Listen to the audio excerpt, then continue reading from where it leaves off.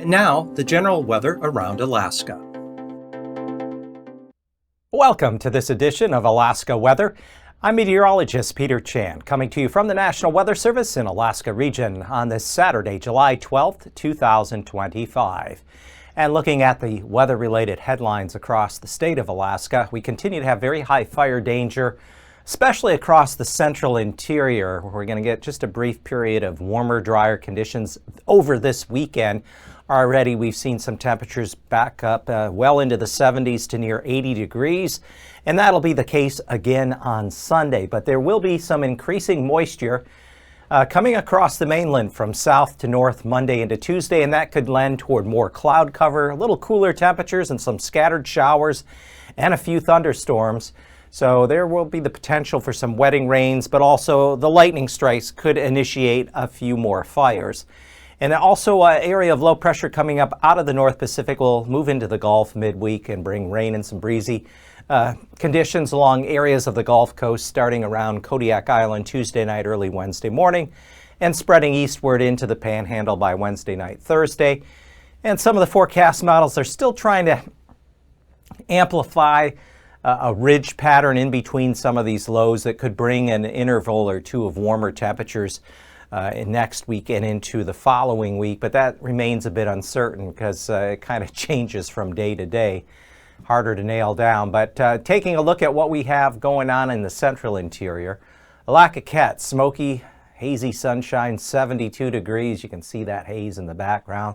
Due to the active fires within that region, reducing visibility and reducing air quality, especially if you suffer from any respiratory elements. So keep that in mind, have your medication, and try stay indoors if you can during this period. Ketchikan, seeing rain, fog, a little breezy conditions down there, 54 degrees, certainly cooler across the southern panhandle. And again, looks like another weather system by midweek, Wednesday into Thursday, could bring some additional rain that way. So I want to start out with this picture. Sebastian Weiser up there in Dawson City in the Yukon sent me this picture last week, and he saw a funnel cloud near midnight between July 9th and 10th when this photo was taken. This isn't the funnel cloud. It's actually behind me, and it's kind of hard to see, but this little guy here, that little skinny funnel, and he said there was a thunderstorm occurring at the time near midnight between July 9th and 10th. His first time he's ever saw him. I asked him, did you see some rotation? He said, yes, it appeared to be rotating. So rather rare and unusual thing, but not unheard of. We do each year get reports of a few funnel clouds. We're not what we call like a full-fledged tornado like you get in the Midwest, because those storms in the Midwest, we're talking about tornadoes that are generated by mesocyclones and supercell thunderstorms. This is more of an outflow boundary. You have the rain-cooled air at the rain shaft, and there might be a little lift occurring out ahead as that cooler air descends. You could get a little vortice spin up. These are very weak compared to what you might see in the lower 48. So again, really interesting photo there. At this time on Saturday afternoon, we do not have any significant watch warnings or advisories currently in effect. That can always change, but we are watching the fire danger. Not as bad as it was the past couple of weekends. Certainly the 4th of July weekend was not a good period for fire conditions and fire weather. Here, though, we still have a broad area of very high fire danger, a little bit of extreme here in the central interior, especially along south of the Brooks Range. This is the grass adjective, but now that we're deeper into the fire season, actually the spruce adjective is the greater carrier of fire, and we find in a similar area just south of the Brooks Range, along and just north of the Yukon River into the Yukon Flats, parts of the Tanana Valley. Still some very high fire danger, and that'll be the case again on Sunday. So looking at what we have on the satellite imagery, we find out to the west there is a weak low pressure out toward the Aleutians. Generally speaking, a pocket of cooler air aloft here, indicative of a broader trough pattern that kind of does this across the mainland. So we're not as hot as we could be. If we could lose some of this cloud cover, it'd be definitely considerably warmer across the mainland and areas of south central, but it's been tough at times to get that to completely go away, or it doesn't really happen until later in the afternoon, early evening, and then we make up for some of the lost daytime heating.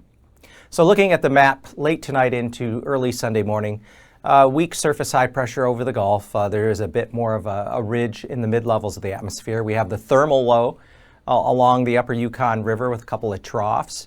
And then behind me, we're watching this low along the Kamchatka Peninsula with a bit of a warm front. There is a push of warmer, moist air coming in from off the North Pacific.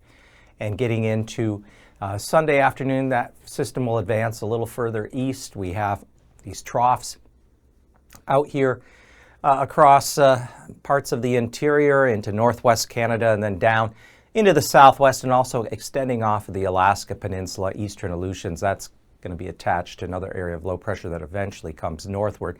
But we do have at least the weak surface high out here over the Gulf. That's going to actually lend toward a little better weather for the Panhandle on Monday. Should be able to enjoy at least little drier conditions bad out here. Moisture is going to be spreading northward across the mainland on Monday and Tuesday, so that's going to increase the threat of some scattered showers and thunderstorms and a bit more cloud cover and certainly the potential for some wetting rain, so that should help to reduce the fire threat with a little cooler temperatures and some wetting rains, but the lightning strikes could still initiate a few more fires. And then behind me there you have that low that's out in the Bering with this warm front coming eastward. And as we get into Tuesday, that low will continue to push off toward the east-northeast with the frontal system lifting north and easter. But here comes this next little low out of the North Pacific toward Kodiak Island later in the day, especially by Tuesday evening night. You should be picking up some rain, maybe a little breezy conditions, and that's going to spread upward into the Gulf, along the Gulf Coast, into the Panhandle. Wednesday into Thursday, not expected to be a major weather maker, but there could be some small craft conditions with some generally light to moderate rain with that system. But this ridge of high pressure, unless something changes where it holds a little better, the Panhandle at least should enjoy a little drier, warmer weather for Monday and Tuesday as the interior sees a blossoming of some scattered showers and storms as the result of that moisture influx. So temperatures Sunday morning, rather mild. Yukon Valley, the typical places, Yukon Flats, 50 plus. Coolest readings down near freezing along the Beaufort Sea coast from Utqiagvik through Deadhorse, Kaktovik. And then otherwise, south central Panhandle, lows anywhere from upper 40s to lower, even a few middle 50s, southern Panhandle. And as we get down along the Kuskokwim River, also some warmer readings, generally staying above 50 degrees. And temperatures on Sunday afternoon will be back up in the 70s. That's why the fire danger creeps upward for the interior, central eastern interior. Could be up around 80 at Fort Yukon, Eagle, Northway, the normal usual warm spots. Even upwards at lower 60s there at Wainwright and on over toward Point Lay and parts of the North Slope. Look at that, Anaktuvik past 70. So there's definitely some warmer air up that way. Potentially get a little more sun. You see temperatures at or just above 70. Talkeetna, Anchorage area, it's a matter of just you can get enough sun, can squeak out 70, otherwise mid-upper 60s, and then we're looking for readings generally confined to the 60s across the Panhandle. So we trail out along the Alaska Peninsula into the Aleutians, highs generally in the 50s, 54 there at St. Paul, 49 to near 50 at Savunga on St. Lawrence Island, and then lows Monday morning. Still a little on the mid-upper 50s, Fort Yukon, including places like Fairbanks, Salcha, Delta Junction, and westward toward Tanana. You could see low temperatures in the mid to maybe even upper 50s. And then daytime highs on Monday. We're looking back up near 80 degrees in the Yukon Flats, Eagle area.